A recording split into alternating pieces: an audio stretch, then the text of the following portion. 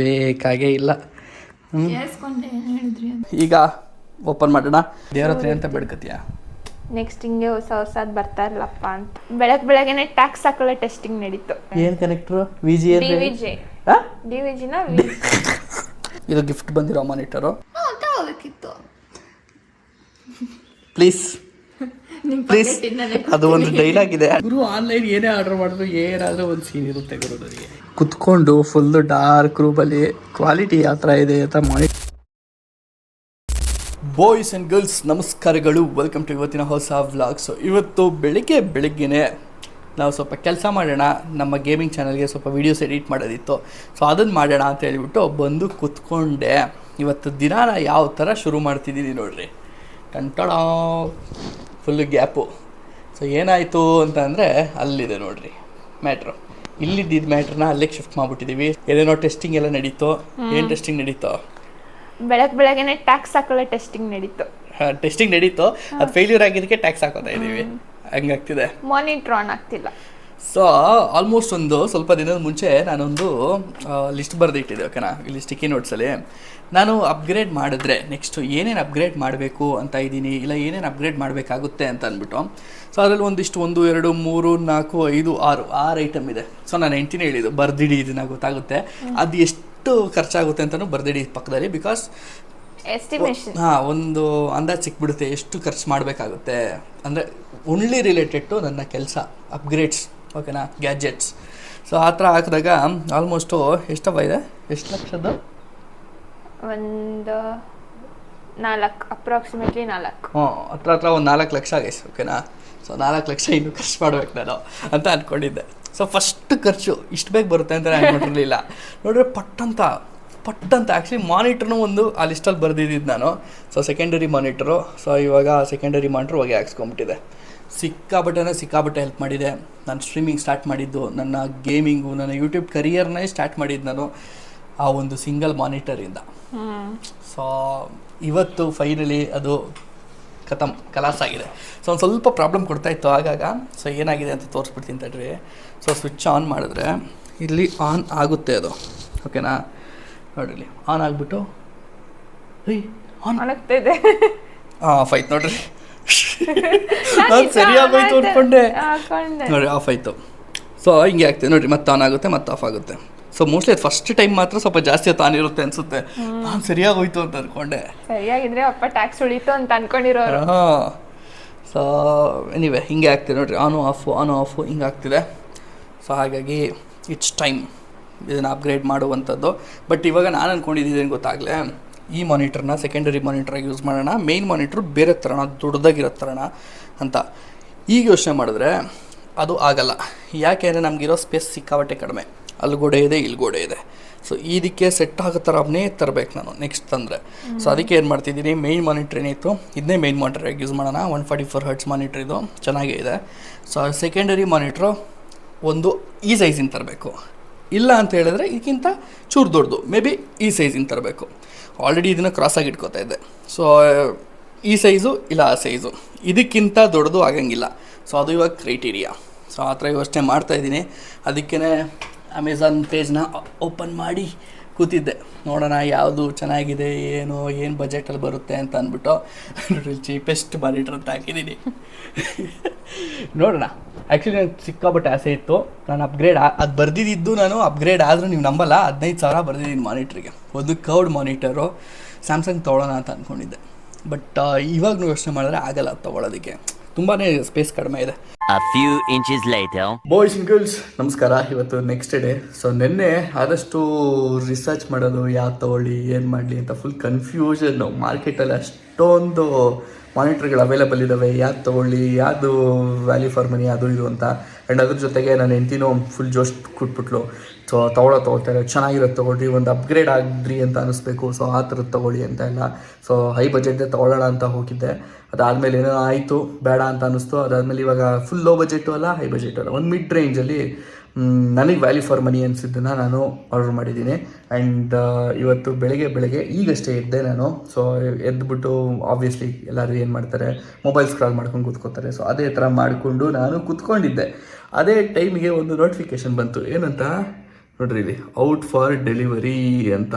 So ಇದನ್ನು ನೋಡಿಬಿಟ್ಟು full ಖುಷಿ ಆಗಿಬಿಡ್ತು. ಅದಾದಮೇಲೆ ನೆನಪಾಯಿತು, ನಿನ್ನೆ ಆ ಹೀಟ್ ಆಫ್ ದಿ ಮೂಮೆಂಟಲ್ಲಿ ರಿಸರ್ಚ್ ಮಾಡೋದ್ರಲ್ಲಿ ಅಪ್ಡೇಟೇ ಕೊಡಲಿಲ್ಲ. ಏನಾಯಿತು, ಆರ್ಡ್ರ್ ಮಾಡಿದ್ನಾ ಇಲ್ವಾ ಬಿಟ್ನಾ ಒಂಚೂರು ಹೇಳಿರಲಿಲ್ಲ. ಸೊ ಅದಕ್ಕೋಸ್ಕರ ಅಪ್ಡೇಟ್ ಕೊಡ್ತಾಯಿದ್ದೀನಿ. ಸೊ ಆರ್ಡ್ರ್ ಮಾಡಿದ್ದೀನಿ, ಬರಲಿ, ಬಂದಮೇಲೆ ಅನ್ಬಾಕ್ಸ್ ಮಾಡ್ತೀನಿ. ಆ್ಯಂಡ್ ಏನಕ್ಕೆ ಅದನ್ನು ತೊಗೊಂಡೆ, ಏನಕ್ಕೆ ವ್ಯಾಲ್ಯೂ ಫಾರ್ ಮನಿ ಅನ್ನಿಸ್ತು ನನಗೆ ಎಲ್ಲದನ್ನು ಹೇಳ್ತೀನಂತೆ. ಸೊ ಅಷ್ಟೇ, ಸದ್ಯಕ್ಕೆ ಹೋಗ್ಬಿಟ್ಟು ಬ್ರೇಕ್ಫಾಸ್ಟ್ಗೆ ಫಸ್ಟ್ ಏನು ಮಾಡಿದ್ದಾರೆ ನೋಡಬೇಕು, ತಿನ್ನಬೇಕು. ಸೊ ಗೈಸ್, ಈಗ ಸದ್ಯಕ್ಕೆ ಒಂದು ಕಾಲ್ ಬಂದಿತ್ತು ಡೆಲಿವರಿ ಪರ್ಸನಿಂದ. ಸೊ ಇನ್ನೊಂದು 5 ನಿಮಿಷದಲ್ಲಿ ಬರುತ್ತೆ ಅಂತ.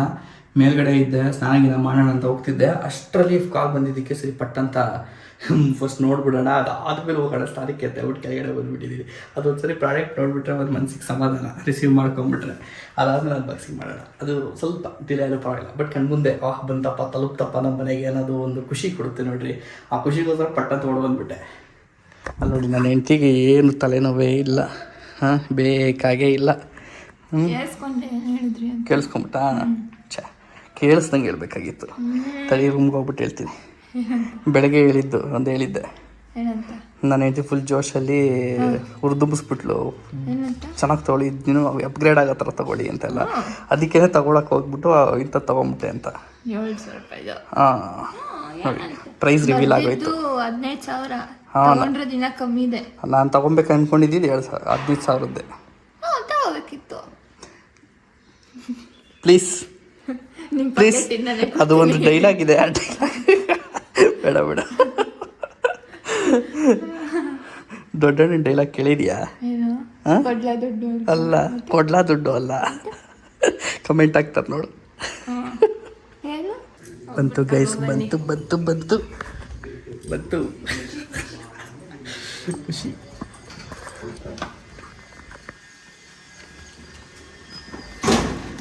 ಗೈಸ್ ಬಂತು ಪ್ರಾಡಕ್ಟ್ ಏನೋ ಬಂತು. ಇಲ್ಲಿ ದೊಡ್ಡ ತೂತಾಗ್ಬಿಟ್ಟೈತೆ ಸೈಡಲ್ಲಿ. ಇದು ಹೆಂಗಾಯ್ತು ತೂತು ಅಂತ ಗೊತ್ತಿಲ್ಲ. ಅದು ಎತ್ತಬೇಕಾದ್ರೆ ಇಳಿಕ್ಬೇಕಾದ್ರೆ ಮಾಡಿರೋ ತೂತ ಏನು ಅಂತ. ಗುರು, ಆನ್ಲೈನ್ ಏನೇ ಆರ್ಡರ್ ಮಾಡಿದ್ರು ಏನಾದರೂ ಒಂದು ಸೀನ್ ಇರುತ್ತೆ ಗುರು ನನಗೆ. ನಿನ್ನೆ ನಾನು ವ್ಲಾಗ್ ಮಾಡಿ ಎಂಡ್ ಮಾಡಿದ್ನಲ್ಲ, ಆ ಟೈಮಲ್ಲಿ ಇದೇನಾದ್ರು ಬೈ ಚಾನ್ಸ್ ರೆಡಿ ಆಗುತ್ತಾ ಚೆಕ್ ಮಾಡೋಣ ಅಂತ ಹೇಳ್ಬಿಟ್ಟು ನಾನು ಅಂಗಡಿಗೆ ತೊಗೊಂಡೋಗಿ ರೆಡಿ ಆಗುತ್ತಾ ಅಂತ ಕೇಳಿದೆ. ಅವ್ರು ಓಪನ್ ಎಲ್ಲ ಮಾಡಿ ಒಂದು ಅರ್ಧ ಗಂಟೆ ಟೈಮ್ ತೊಗೊಂಡು, ಇಲ್ಲ ಸರ್ ಏನೇ ಮಾಡಿದ್ರು ಇದು ರೆಡಿ ಮಾಡೋಕ್ಕಾಗಲ್ಲ, ಹೊಸದೇ ತೊಗೊಂಬಿಡಿ ಬೆಟರು ಅಂದರು. ಸೊ ಹಾಗಾಗಿ ಫೈನಲಿ ಇದಕ್ಕೆ ಬಾಯಿ ಹೇಳುವ ಸಮಯ, ಇದನ್ನು ತೆಗೆದುಬಿಟ್ಟು ಇಲ್ಲೇ ಇಡೋಣ. ಸಿಕ್ಕಾಬಟ್ಟೆ ಸರ್ವಿಸ್ ಮಾಡಿದೆ. 20 ವರ್ಷದ ಲ್ಯಾಪ್ಟಾಪ್ ಅದು. ನಮ್ಮ ಮನೆಗೆ ಬಂದು 20 ವರ್ಷ ಆಗಿದೆ. ಲ್ಯಾಪ್ಟಾಪ್ ಅಂದ್ಬಿಟ್ಟೆ ನಾನು, ಸಾರಿ ಲ್ಯಾಪ್ಟಾಪ್ ಅಲ್ಲ, ಮಾನಿಟರು. ನಾನು ಓದ್ತಿದ್ದ ಟೈಮಲ್ಲಿ ನಮ್ಮ ಡ್ಯಾಡಿ ಮಮ್ಮಿ ಮನೆಗೆ ಒಂದು ಕಂಪ್ಯೂಟರ್ ಬೇಕು ಅಂತ ಅಂದ್ಬಿಟ್ಟು ತೆಗೆಸ್ಕೊಟ್ಟಿದ್ದು. ಆ ಟೈಮಲ್ಲಿ ತೊಗೊಂಬಂದಿದ್ದು ಮಾನಿಟ್ರದು. ಎನಿವೆ, ಈಗ ಓಪನ್ ಮಾಡೋಣ. ಆ್ಯಂಡ್ ನಾನು ಆರ್ಡ್ರ್ ಮಾಡಿರೋದು ಏಸರ್ ಬ್ರ್ಯಾಂಡ್ನ ಮಾನಿಟರು. ಸೊ ನಂತರ ಆಲ್ರೆಡಿ ಇರೋದು ಏಸರೇ, ಸೊ ಕಂಫರ್ಟೇಬಲ್ ಚೆನ್ನಾಗಿರುತ್ತೆ ಅಂತ ಅಂದ್ಬಿಟ್ಟು ತೊಗೊಂಡಿದ್ದೀನಿ. ಆ್ಯಂಡ್ ಅದು ಅಷ್ಟೇ, ಅದು ಏಸರ್ದೇ ಇರೋದು, ಹಳೇದು. ಓಕೆನಾ? ಸೊ ಆ ಕಾಲದಿಂದ ನಾವು ಏಸರ್ ಫ್ಯಾನು. ಏಸರ್ ಅವರು ಒಂದು ಮಾನಿಟರ್ನು ಇಲ್ಲ ಏನೇ ಪ್ರಾಡಕ್ಟ್ಸ್ನು ನಮಗೆ ಸ್ಪಾನ್ಸರ್ ಮಾಡಿಲ್ಲ. ನೋಡಿ, ಏಸರ್ನ ಅವಾಗಿಂದ ಹೆಸರು ಉಳಿಸ್ಕೊಂಬಂದಿದ್ವಿ, ಚೇಂಜ್ ಮಾಡ್ದಂಗೆ ನಾವು. ಎನಿವೆ, ಓಪನ್ ಮಾಡೋಣ. ಸೊ ಫಸ್ಟ್ ಅಂದ್ಕೊಂಡೆ ನಾನು ಹೆಂಡತಿ ಪ್ರೋತ್ಸಾಹ ಕೊಟ್ಟಿದ್ದಕ್ಕೆ ಜಾಸ್ತಿ ಇದೆ ತೊಗೊಂಬಿಡೋಣ, ದುಡ್ಡು ಖರ್ಚಾದರೆ ಏನಂತೆ ಅಂತ. ಆಮೇಲೆ ಸ್ವಲ್ಪ ಯೋಚನೆ ಮಾಡಿದೆ. ನನ್ನ ಹತ್ರ ಇರೋ ಸ್ಪೇಸ್ ಸಿಕ್ಕಾಬಟ್ಟೆ ಕಡಿಮೆ. ಈ ಮಾನಿಟ್ರ್ ಇಟ್ಬಿಟ್ಟು ನಾನು ನಿಮ್ಗೆ ತೋರಿಸ್ತೀನಿ ಸ್ಪೇಸ್ ಎಷ್ಟು ಕನ್ಸ್ಯೂಮ್ ಆಗುತ್ತೆ ಈ ಮಾನಿಟರು ಅಂದ್ಬಿಟ್ಟು. ಅಕಸ್ಮಾತ್ ಇದಕ್ಕಿಂತ ಒಂಚೂರು ದೊಡ್ಡದು ತೊಗೊಂಡಿದ್ರು ಎಷ್ಟು ಕಷ್ಟ ಆಗುತ್ತೆ ಅಂತ ಅವಾಗ ನಿಮಗೆ ಐಡಿಯಾ ಬಂದುಬಿಡುತ್ತೆ. ಯಾವ್ದು ಗುರು ಇದು? ಮೊಟ್ಟೆ ಟ್ರೈಗಳಿದ್ದಂಗಿದೆ ಅಲ್ವಾ?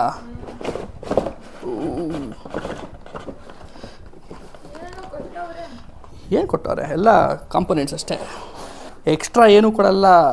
ಸದ್ಯ ನಾವು ಕೊಟ್ಟಿರೋ ದುಡ್ಡಿಗೆ ಏನೇನು ಕೊಡ್ತೀವಿ ಅಂತ ಪ್ರಾಮಿಸ್ ಮಾಡಿದ್ದಾರೆ, ಅಷ್ಟು ಸಿಕ್ಕರೆ ಸಾಕು ನಮಗೆ. ಯೂಸರ್ ಮ್ಯಾನ್ಯುಯಲ್ ಇವೆಲ್ಲ ಅವಶ್ಯಕತೆ ಇಲ್ಲ, ಚೈನೀಸಲ್ಲಿ ಐತೆ. ಇನ್ನೂ ಒಂದು ಕನ್ಫ್ಯೂಷನ್ ಏನು ಗೊತ್ತಾ, ನಾನು ಬೇಕಾದ್ರೆ ಒಂದು ಸ್ಕ್ರೀನ್ಶಾಟ್ ಹಾಕಿರ್ತೀನಿ ಇಲ್ಲಿ.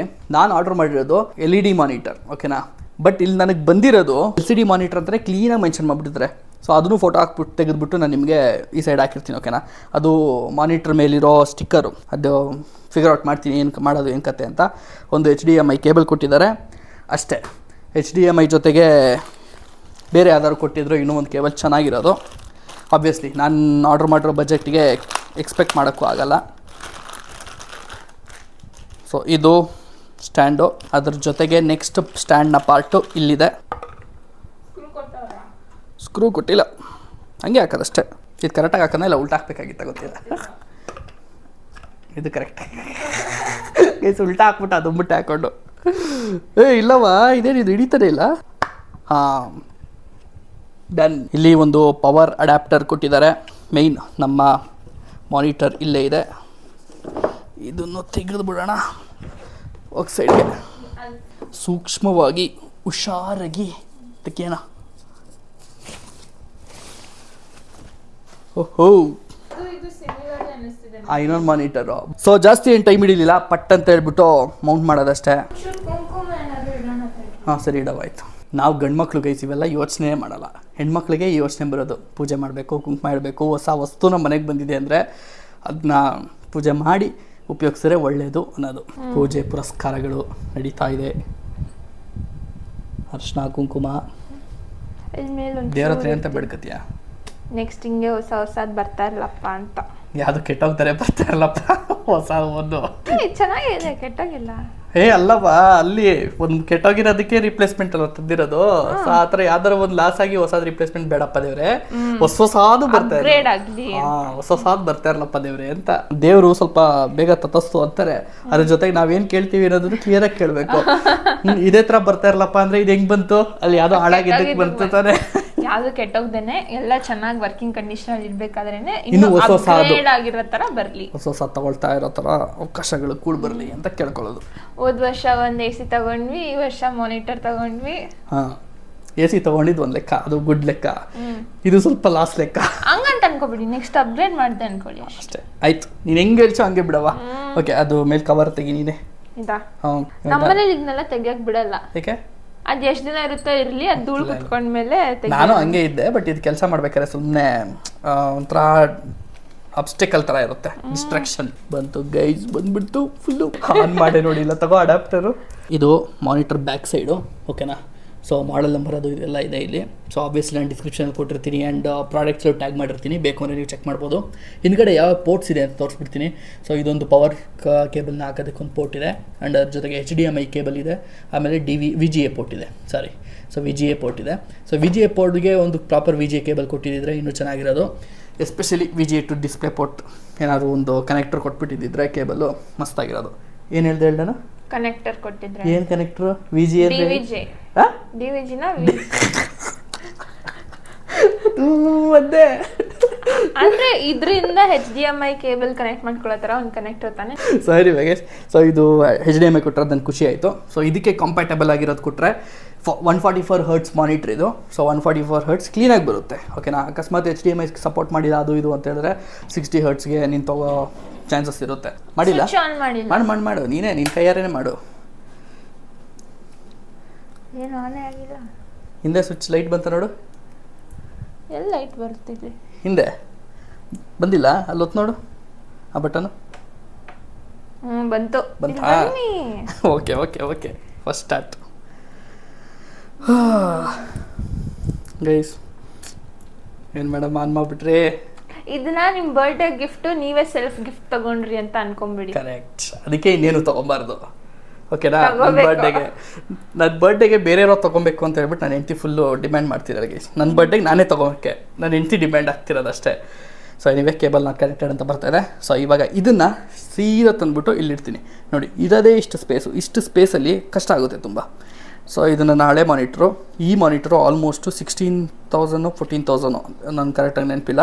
ಇದು ಗಿಫ್ಟ್ ಬಂದಿರೋ ಮಾನಿಟರು. ಸೊ ಅವಾಗ ನನ್ನನ್ನು ಫಾಲೋ ಮಾಡ್ತಿದ್ದವ್ರಿಗೆ ಗೊತ್ತಿರುತ್ತೆ ಹೆಂಗೆ ಗಿಫ್ಟ್ ಬಂತು, ಏನು ಕತೆ ಅಂತೆಲ್ಲ. ಸೊ ಇವಾಗ ಏನು ಹೇಳೋದು ಬೇಡ ಅದು. ಸೊ ಈ ಜಾಗದಲ್ಲಿ ಸೆಟ್ ಮಾಡಬೇಕು. ಈ ಕೇಬಲ್ಗಳು ಕೆಲವೊಂದು ಎಕ್ಸ್ಟ್ರಾ ಇದ್ದಾವೆ. ಸೊ ಇವನ್ನೆಲ್ಲ ತೆಗೆದುಬಿಟ್ಟು ಯಾವ ಕೇಬಲ್ ಬೇಕು ಅಷ್ಟನ್ನು ಮಾತ್ರ ಇಟ್ಬಿಟ್ಟು ಸಿಗ್ತೀನಿ ಸೆಟಪ್ ಮಾಡಿ. ಸೊ ಗೈಸ್ ಫೈನಲಿ ನಮ್ಮ ಸೆಟಪ್ ರೆಡಿಯಾಗಿದೆ. ಸೊ ಇದು ಹೊಸ ಮಾನಿಟರು, ಇದು ಹಳೆ ಮಾನಿಟರು. ಸೊ ಹಳೆ ಮಾನಿಟರ್ನ ಸೆಕೆಂಡರಿ ಮಾನಿಟರ್ ಶಿಫ್ಟ್ ಮಾಡಿದ್ದೀನಿ, ಬಿಕಾಸ್ ಹೊಸ ಮಾನಿಟರ್ನ ಸ್ವಲ್ಪ ಫೀಲ್ ತಗೊಳ್ಳೋಣ, ಹೊಸದು ಯೂಸ್ ಮಾಡಿಬಿಟ್ಟು ಅಂತ ಅಂದ್ಬಿಟ್ಟು. ಓಕೆ, ಸೊ ಆನ್ ಆಯಿತು. That is 3D Acer, this is only Acer. ಏನಬ್ಬಾ ಏನು ಸಮಾಚಾರ? ನೋಡೋಕ್ಕೆ ಒಂಥರ ಖುಷಿ ಇದೆ ನನಗೆ. ನಾನು ತೆಗೆದ್ರೆ ಇನ್ನೂ ಖುಷಿ. ಅದು ಬಿಟ್ಕೊಡ್ತಾ ಇದ್ದೀವಿ ತ್ಯಾಗ ಮಾಡಿ. ಹಾಂ ಆನ್ ಮಾಡ್ತೀನಿ, ಮಾಡಲಾ? ಓಕೆ. ಸ್ವಲ್ಪ ಕಡಿಮೆ ಇದೆ ಅಂತ ಅನ್ನಿಸ್ತದೆ. ಏನು ಬ್ರೈಟ್ನೆಸ್ ಒಂದು ಸ್ವಲ್ಪ ಕಡಿಮೆ ಇದೆ. ಫೋಟೋ ನೋಡಿ ಗೈಸ್, ಎಂತದ ಬಟ್ ಅದೇ ಬ್ರೈಟ್ ಆಗಿದೆ ನೋಡು ಅಲ್ವಾ. ಹಳೆ ಮಾನಿಟ್ರೆ ಚೆನ್ನಾಗಿದೆ, ಬ್ರೈಟಾಗಿ ಒಳ್ಳೆ ಸರಿಯಾಗಿ. ಆದರೆ ನನ್ಗೆ ಅನ್ಸ್ದಂಗೆ ಇದು ಹೊಸದು ಅಂತ ಅನಿಸ್ತಾ ಇದೆ. ನನಗೇನೋ ಹೊಸ ಮಾನಿಟ್ರ್ ಚೆನ್ನಾಗಿ ಅನಿಸ್ತಾ ಇದೆ ಹಳೇದಕ್ಕಿನ್ನ. ಹೌದಾ? ಏನಪ್ಪ ಗೊತ್ತಿಲ್ಲ. But obviously guys price difference 16,000 14,000 ಇದು 7,000. ಸೊ ಪ್ರೈಸ್ ಡಿಫ್ರೆನ್ಸ್ ಖಂಡಿತ ಇದ್ದೇ ಇರುತ್ತೆ. ಅದು ಔಟ್ಪುಟ್ಟಲ್ಲೂ ಡಿಫ್ರೆನ್ಸ್ ಇದ್ದೇ ಇರುತ್ತೆ. ಸ್ವಲ್ಪ ಮೆಟಾಲಿಕ್ ಬಾಡಿ ಇದೆ ಕೆಲವೊಂದು ಕಡೆ ಇದು, ಓಕೆನಾ.